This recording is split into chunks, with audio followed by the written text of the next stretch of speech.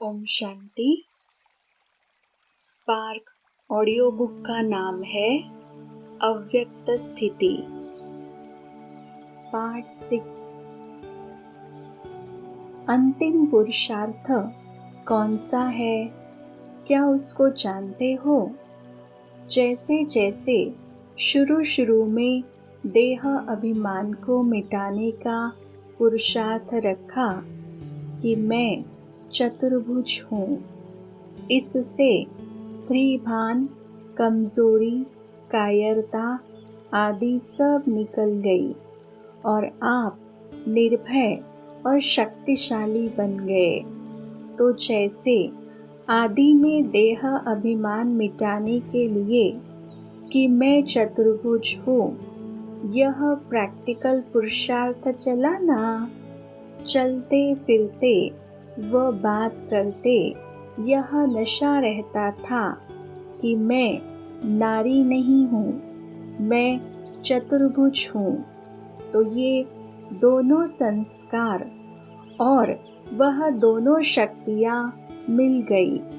जैसे कि ये दोनों कार्य हम कर सकते हैं, तो वैसे ही अंतिम लक्ष्य कौन सा स्मृति में रहे, जिससे कि ऑटोमेटिकली वह लक्षण आ जाए।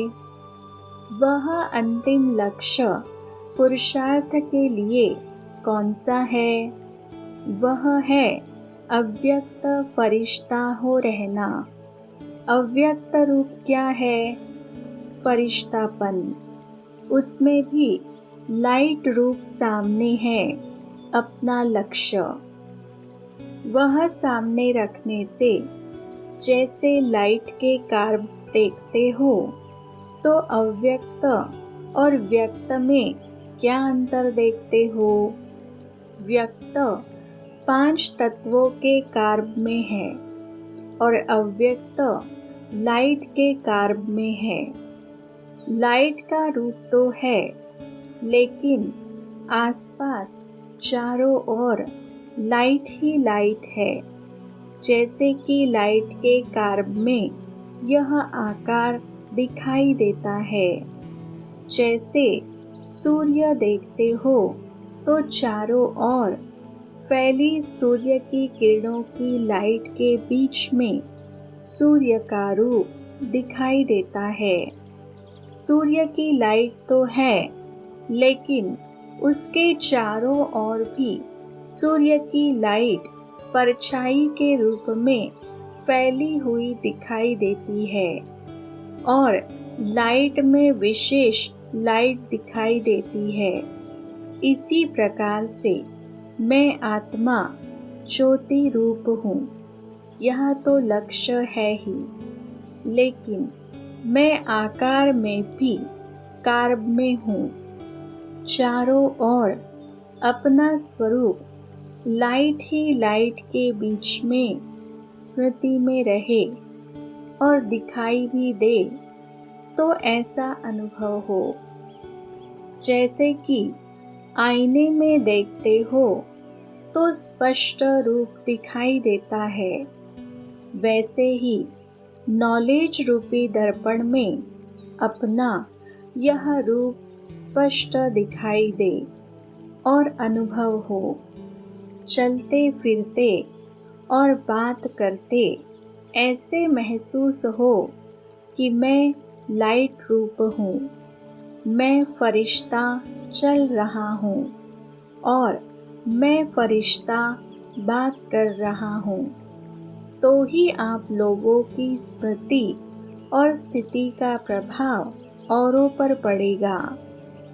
कर्तव्य करते हुए भी कि मैं फरिश्ता निमित्त इस कार्य अर्थ पृथ्वी पर पाँव रख रहा हूँ, लेकिन मैं हूँ अव्यक्त देश का वासी।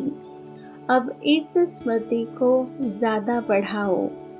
मैं इस कार्य अर्थ अवतरित हुई हूँ, अर्थात जैसे कि मैं इस कार्य अर्थ पृथ्वी पर वतन से आई हूँ। कारोबार पूरी हुई, फिर वापस अपने वतन में। जैसे कि बाप आते हैं तो बाप को स्मृति है ना कि हम वतन से आए हैं कर्तव्य के निमित्त और फिर हमको वापिस जाना है। ऐसे ही आप सबकी भी यह स्मृति बढ़नी चाहिए कि मैं अवतार हूँ, अर्थात मैं अवतरित हुई हूँ। अभी मैं ब्राह्मण हूँ और फिर मैं देवता बनूंगी। यह भी वास्तव में मोटा रूप है। यह स्टेज भी साकारी है। अभी आप लोगों की स्टेज आकारी चाहिए, क्योंकि आकारी से फिर निराकारी सहज बनेंगे। जैसे बाप भी साकार से आकारी बना, आकारी से फिर निराकारी और फिर साकारी बनेंगे। अब आप लोगों को भी अव्यक्त वतनवासी स्टेज तक पहुंचना है, तभी तो आप साथ चल सकेंगे। अभी यह साकार से अव्यक्त रूप का पाठ क्यों हुआ?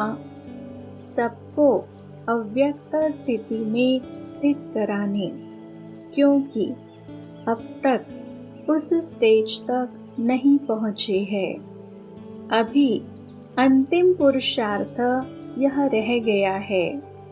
इसी से ही साक्षात्कार होंगे। साकार स्वरूप के नशे की पॉइंट्स तो बहुत है कि मैं श्रेष्ठ आत्मा हूँ, मैं ब्राह्मण हूँ और मैं शक्ति हूँ। इस स्मृति से तो आपको नशे और खुशी का अनुभव होगा, लेकिन जब तक इस अव्यक्त स्वरूप में लाइट के कार्ब में स्वयं को अनुभव न किया है, तब तक औरों को आपका साक्षात्कार नहीं हो सकेगा। क्योंकि जो दैवी स्वरूप का साक्षात्कार भक्तों को होगा, वह लाइट रूप की कार्ब में चलते फिरते रहने से ही होगा। साक्षात्कार भी लाइट के बिना नहीं होता है। स्वयं जब लाइट रूप में स्थित होंगे, आपके लाइट रूप के प्रभाव से ही उनको साक्षात्कार होगा। जिसे शास्त्रों में दिखाते हैं कि कंस ने कुमारी को मारा तो वह उड़ गई, साक्षात रूपधारी हो गई और फिर आकाशवाणी की। वैसे ही आप लोगों का साक्षात्कार हो तो ऐसा अनुभव होगा कि मानो यह देवी द्वारा आकाशवाणी हो रही है। वह सुनने को इच्छुक होंगे कि यह देवी या शक्ति मेरे प्रति क्या आकाशवाणी करती है। आप में अब यह नवीनता दिखाई दे। साधारण बोल नजर न आए, ऊपर से आकाशवाणी हो रही है, बस ऐसा अनुभव हो। इसलिए कहा कि अब ज्वालामुखी बनने का समय है। अब आपका गोपीपन का पाठ समाप्त हुआ। महारथी जो आगे बढ़ते जा रहे हैं, उनका इस रीति सर्विस करने का पाठ भी ऑटोमेटिकली बदली होता जाता है। पहले आप लोग भाषण आदि करती थी और कोर्स कराती थी। अभी चेयरमैन के रूप में थोड़ा बोलती हो। कोर्स आदि आपके जो साथी है वह कराते हैं। अभी इस समय कोई को आकर्षण करना, हिम्मत और उल्लास में लाना, यह सर्विस रह गई है। तो फर्क आ जाता है ना। इससे भी आगे बढ़कर यह अनुभव होगा जैसे कि आकाशवाणी हो रही है। कहेंगे यह कोई अवतार है और यह कोई साधारण शरीरधारी नहीं है। अवतार प्रकट हुए हैं, जैसे कि साक्षात्कार में अनुभव करते करते देवी प्रकट हुई है। महावाक्य बोले और प्रायः लोग। अभी की स्टेज व पुरुषार्थ का लक्ष्य यह होना है। अब स्थूल कारोबार से भी जैसे कि उपराम होते जाएंगे।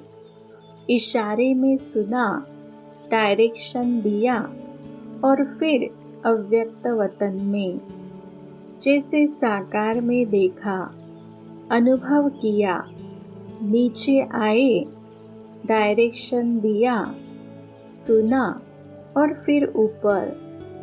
शुरू और अंत की कारोबार में रात और दिन का अंतर दिखाई दे। अभी जिम्मेवारियां तो और भी बढ़ेगी। ऐसे नहीं कि जिम्मेवारियां कम होगी तब फरिश्ता बनेंगे। नहीं, जिम्मेवारियां और सर्विस का विस्तार तो चारों ओर और बढ़ेगा। जैसे अब विदेश की भी सर्विस बढ़ी ना और विस्तार भी हुआ ना, ऐसे ही भिन्न भिन्न प्रकार की जो सर्विस हो रही है वह बढ़ेगी जरूर। विश्व की हर प्रकार की आत्माओं का उद्धार होने का गायन भी शास्त्रों में है ना, प्रैक्टिकल में हुआ ना, तब तो इसका शास्त्रों में गायन है। यह सब होगा। अब तो एक एक स्थान पर बैठे हो, फिर 10-10 स्थान संभालने पड़ेंगे। फिर तो एक जगह बैठ भी नहीं सकेंगे। अभी तो 6-8 मास एक ही जगह बैठते हो, लेकिन फिर तो लाइट हाउस मिसल चारों ओर सर्विस करते रहेंगे। जो निमित्त बने हुए मुख्य है, सर्विसेबल है और राज्य भाग्य की गद्दी लेने वाले हैं, ऐसे अनन्य रत्न लाइट हाउस मिसल घूमते और चारों ओर लाइट देते रहेंगे। लाइट हाउस का भी प्रैक्टिकल रूप चाहिए ना। एक अनेकों को लाइट देंगे। बेहद विश्व के मालिक, फिर वह कोई एक एरिया के हद का ही जिम्मेवार हो, ऐसा तो हो नहीं सकता। चाहे निमित्त मात्र भले ही उनका एक ठिकाना हो। जैसे लाइट हाउस का निमित्त ठिकाना तो एक है ना, लेकिन सर्विस एक ठिकाने की नहीं करते, बल्कि चारों ओर लाइट फैलाते हैं। इसी रीति स्थान भले एक ही होगा, लेकिन जो अपने में विशेषताएं होंगी या शक्तियां है, उसका लाभ चारों ओर हो। अभी तक सिर्फ एक स्थान पर ही आपकी विशेषता का लाभ है। सूर्य एक स्थान को ही रोशनी देता है क्या? तो आपकी भी विशेष शक्ति रूपी किरणें चारों ओर फैलनी चाहिए ना। नहीं तो मास्टर सर्वशक्तिमान और ज्ञान सितारे आप कैसे सिद्ध होंगे? मास्टर ज्ञान सूर्य अर्थात बाप समान, सितारे होते हुए भी बाप समान स्टेज, वह तो अष्टरत्न ही प्राप्त करेंगे ना। अगर कोई सितारा एक ही स्थान पर अपना प्रकाश फैलाता है और वह टिमटिमाता उसी अपनी एरिया में ही रोशनी देता है, तो उसको मास्टर ज्ञान सूर्य व बाप समान नहीं कहेंगे।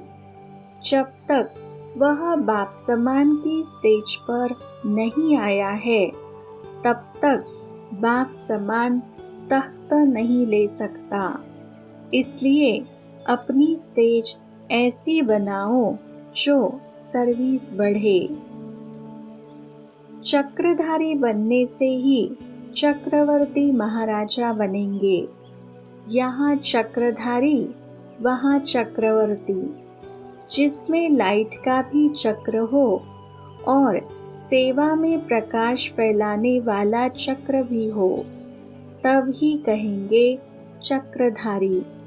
ऐसा चक्रधारी ही चक्रवर्ती बन सकता है। चलते फिरते लाइट का चक्र हर एक को दिखाई देगा, जैसे इन आँखों से दिखाई पड़ रहा है। आश्चर्य खाएंगे कि यह सचमुच है, वो मैं ही देख रहा हूँ। आपके लाइट का रूप और लाइट का क्राउन ऐसा कॉमन हो जाएगा कि चलते फिरते सबको दिखाई देगा। यह लाइट के ताजधारी है। जैसे साकार में लाइट का अनुभव करना कॉमन बात थी और ख्वाहिश करनी नहीं पड़ती थी, सबको उसी रूप से नजर आता था, जैसे कि इन आँखों से देख रहे हैं। ऐसे आप लोगों को अनुभव होगा। देखते देखते वह खुद गुम होने लगेंगे। मैं कहाँ हूँ और क्या देख रहा हूँ। जैसे साकार द्वारा अनुभव करते थे कि स्वयं से ही कभी कभी आश्चर्य खाते थे कि क्या मेरे पाँव यहाँ है अथवा मूल वतन या सूक्ष्म वतन में है। जैसे साकार द्वारा आपको अनुभव होते थे, वैसे ही फिर आपके द्वारा सबको अनुभव होगा। तब तो समान की स्टेज में आएंगे। वह तब होंगे जब बीच बीच में अपने इस स्वरूप की स्मृति लाते रहेंगे। साकार ने भी गुप्त पुरुषार्थ किया, इसी प्रकार आप लोगों को भी यह गुप्त पुरुषार्थ व गुप्त मेहनत करनी है। इतना अटेंशन है, टेंशन होते हुए भी अटेंशन रहे। अभी तो फिर भी रात और दिन में आराम करने का टाइम मिलता है, लेकिन फिर तो यह रेस्ट लेना यह भी समाप्त हो जाएगा।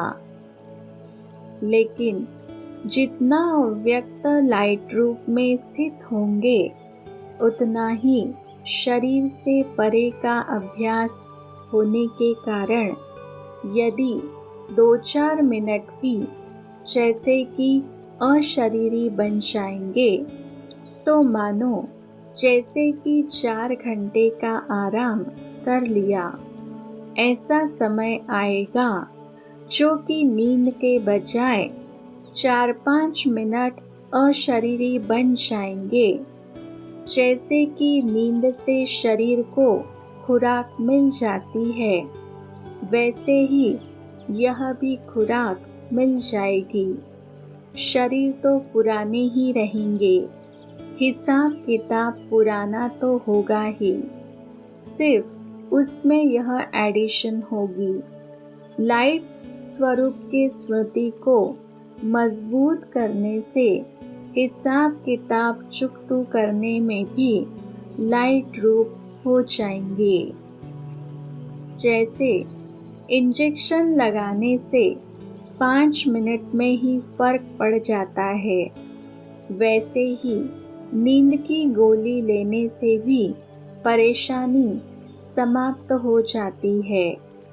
आप भी ऐसे ही समझो कि यह हम नींद की खुराक लेते हैं। ऐसी स्टेज लाने के लिए ही यह अभ्यास है। अमृत वेले भी जैसे यह अभ्यास करना है, हम जैसे कि अवतरित हुए हैं। कभी ऐसे समझो कि मैं अशरीरी और परमधाम का निवासी हूँ, अथवा अव्यक्त रूप में अवतरित हुई हूँ, और फिर स्वयं को कभी निराकार समझो।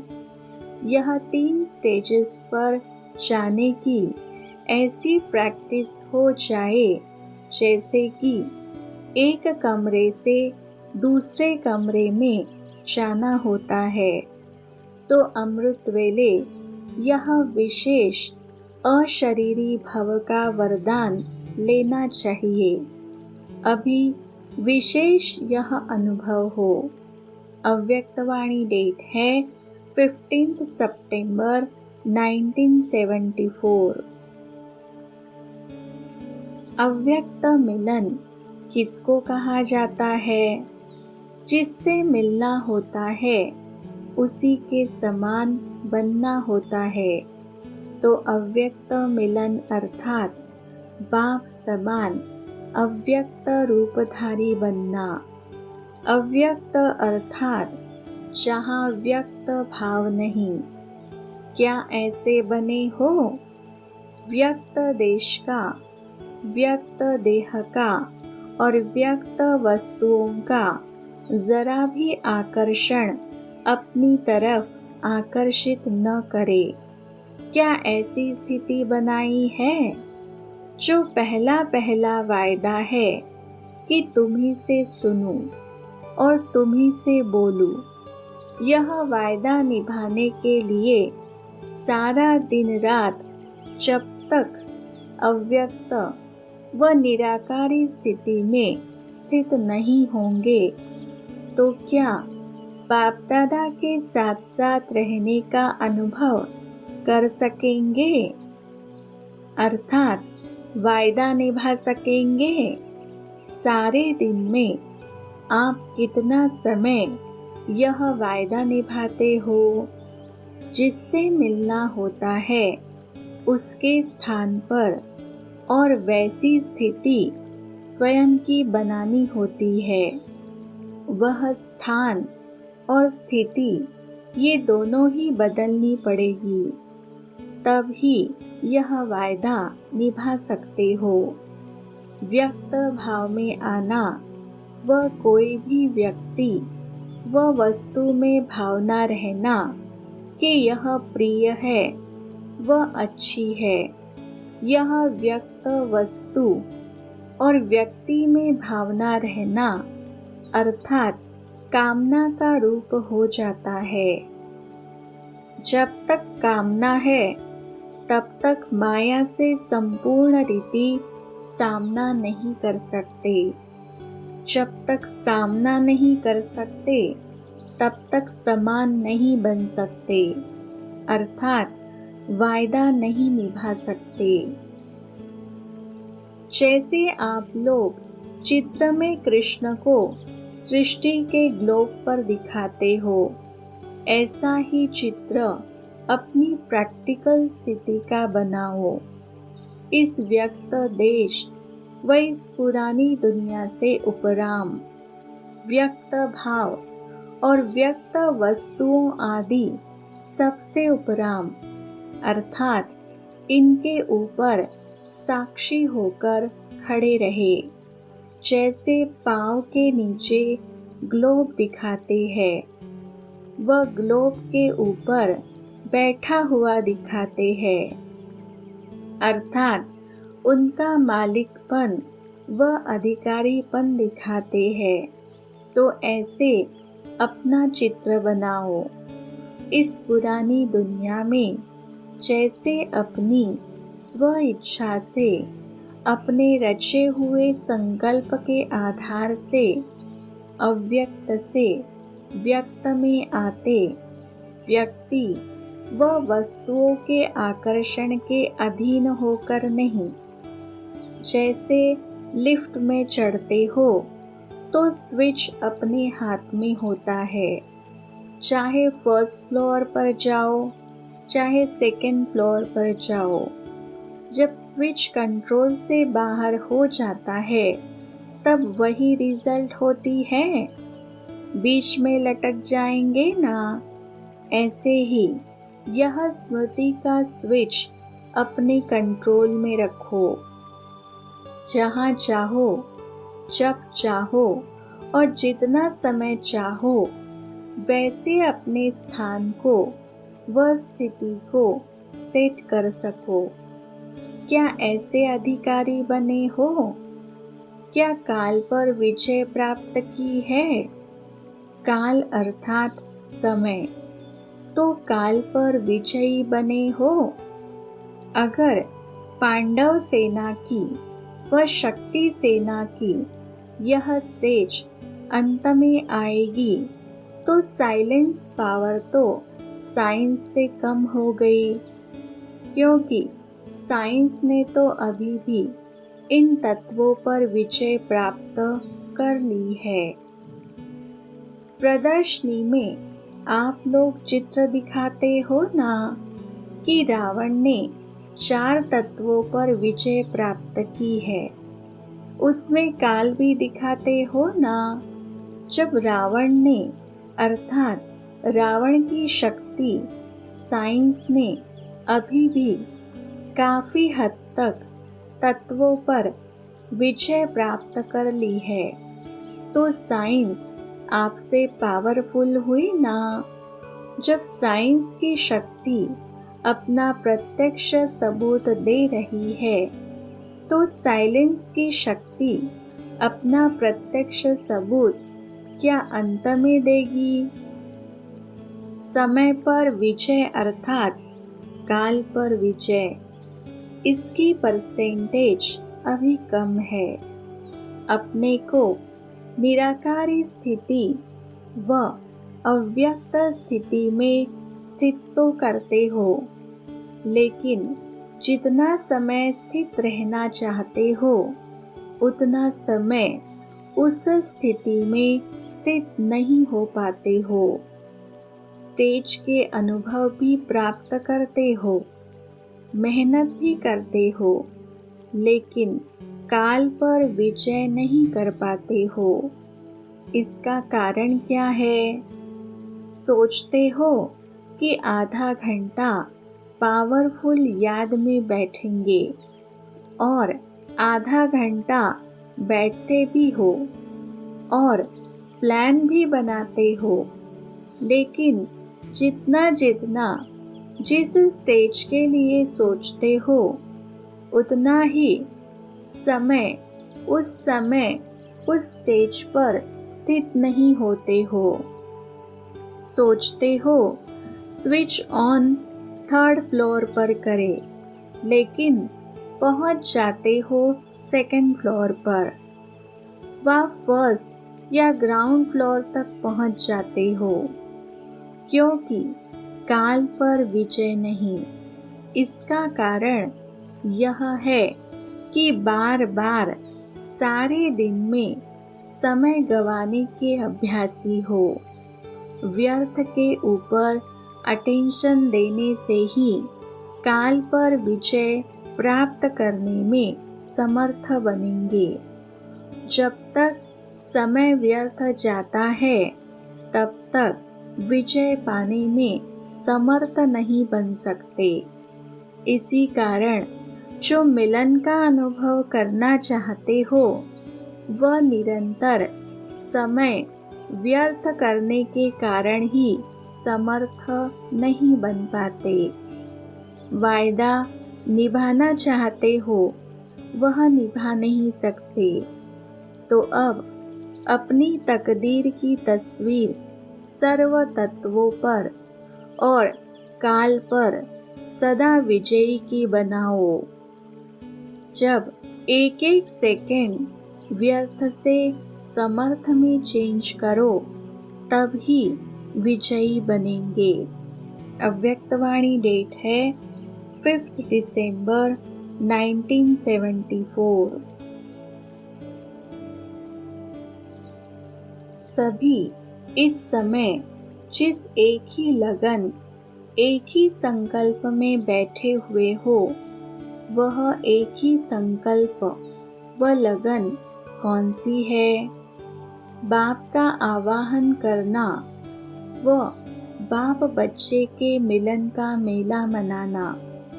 जब सर्वशक्तिवान बाप का आवाहन स्नेह और दृढ़ संकल्प से कर सकते हो, तो क्या स्वयं में जिस भी शक्ति की कमी या कमजोरी महसूस करते हो, उस शक्ति का अपने में आवाहन नहीं कर सकते हो? जब बाप को अव्यक्त से व्यक्त बना सकते हो, केवल याद से, स्नेह के बल से, अधिकार प्राप्त होने के बल से और समीप संबंध के बल से, तो ऐसे ही हर शक्ति को व स्वयं को भी व्यक्त से अव्यक्त नहीं बना सकते हो। जब बाप को अव्यक्त से व्यक्त में लाना सहज है, तो स्वयं को अव्यक्त बनाना मुश्किल क्यों?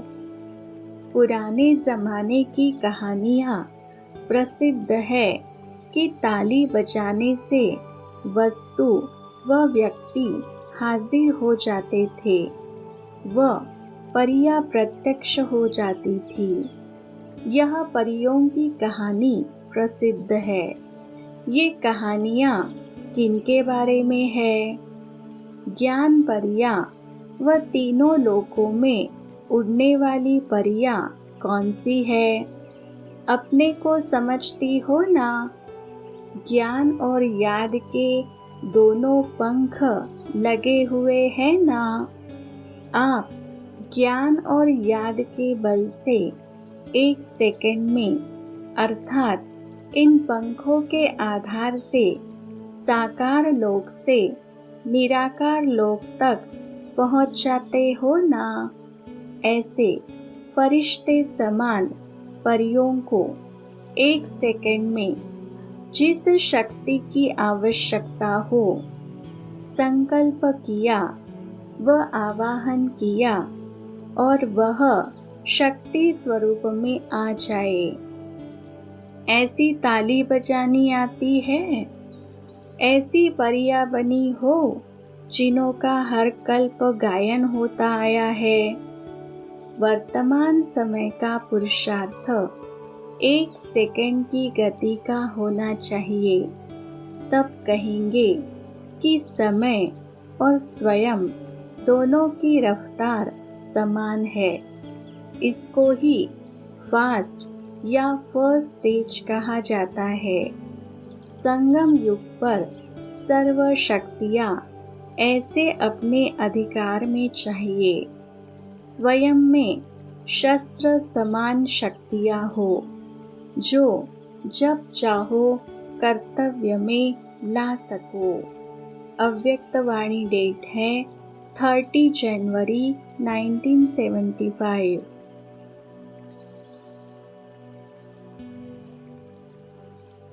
ऐसी स्टेज हो जिसमें साकार शरीर भी आकारी रूप में अनुभव हो। जैसे आकार रूप में देखा, साकार शरीर भी आकारी फरिश्ता रूप अनुभव किया ना?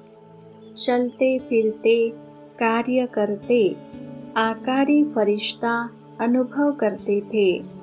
शरीर तो वही था ना, लेकिन स्थूल शरीर का भान निकल जाने कारण स्थूल शरीर होते भी आकारी रूप अनुभव करते थे। तो ऐसा अभ्यास आप सबका हो। कर्मेंद्रियों द्वारा कर्म होता रहे, लेकिन मनसा शक्ति द्वारा वायुमंडल शक्तिशाली, स्नेह संपन्न, सर्व के सहयोग के वाइब्रेशन का फैला हुआ हो। जिस भी स्थान पर जाए तो यह फरिश्ता रूप दिखाई दे। कर्म कर रहे हैं, लेकिन एक ही समय पर कर्म और मनसा दोनों सेवा का बैलेंस हो। जैसे शुरू में यह अभ्यास कराया था, कर्म भल बहुत साधारण हो, लेकिन स्थिति ऐसी महान हो जो साधारण काम होते हुए भी साक्षात्कार मूर्त दिखाई दे। कोई भी स्थूल कार्य धोबी घाट या सफाई आदि का कर रहे हैं, भंडारे का कार्य कर रहे हैं, लेकिन स्थिति ऐसी महान हो, ऐसा भी समय प्रैक्टिकल में आएगा जो देखने वाले यही वर्णन करेंगे कि इतनी महान आत्माएं फरिश्ता रूप और कार्य क्या कर रही है। कार्य साधारण और स्थिति अति श्रेष्ठ। जैसे सतयुगी शहजादियों की आत्माएं जब आती थी तो वह भविष्य के रूप प्रैक्टिकल में देखते हुए आश्चर्य खाती थी ना, कि इतने बड़े महाराजे और कार्य क्या कर रहे हैं। विश्व महाराजा और भोजन बना रहे हैं। वैसे ही आने वाली आत्माएं यह वर्णन करेंगी कि हमारे इतने श्रेष्ठ पूज्य इष्ट देव और यह कार्य कर रहे हैं। चलते फिरते इष्ट देव या देवी का साक्षात्कार स्पष्ट दिखाई दे। अंत में पूज्य स्वरूप प्रत्यक्ष देखने लगेंगे। फरिश्ता रूप प्रत्यक्ष दिखाई देने लगेगा। जैसे कल्प पहले का भी गायन है अर्जुन का, साधारण सखा रूप भी देखा, लेकिन वास्तविक रूप का साक्षात्कार करने के बाद वर्णन किया कि आप क्या हो। इतना श्रेष्ठ और वह साधारण सखा रूप। इसी रीति आपके भी साक्षात्कार होंगे चलते फिरते। दिव्य दृष्टि में जाकर देखे वह बात और है। जैसे शुरू में चलते फिरते देखते रहते थे, यह ध्यान में जाकर देखने की बात नहीं। जैसे एक साकार बाप का आदि में अनुभव किया, वैसे अंत में अभी सबका साक्षात्कार होगा। यह साधारण रूप गायब हो जाएगा, फरिश्ता रूप या पूज्य रूप देखेंगे। जैसे शुरू में आकारी ब्रह्मा और श्री कृष्ण का साथ साथ साक्षात्कार होता था, वैसे अभी भी यह साधारण रूप देखते हुए भी दिखाई न दे। आपके पूज्य देवी या देवता रूप या फरिश्ता रूप देखे, लेकिन यह तब होगा जब आप सबका पुरुषार्थ देखते हुए न देखने का हो। तभी अनेक आत्माओं को भी आप महान आत्माओं का यह साधारण रूप देखते हुए भी नहीं दिखाई देगा। आँख खुले खुले 1 सेकंड में साक्षात्कार होगा। ऐसी स्टेज बनाने के लिए विशेष अभ्यास बताया कि देखते हुए भी न देखो, सुनते हुए भी न सुनो। एक ही बात सुनो और एक बिंदु को ही देखो। विस्तार को न देख, एक सार को देखो। विस्तार को न सुनते हुए सदा सार को ही सुनो। अव्यक्त वाणी डेट है 10 दिसंबर 1978। अच्छा, ओम शांति।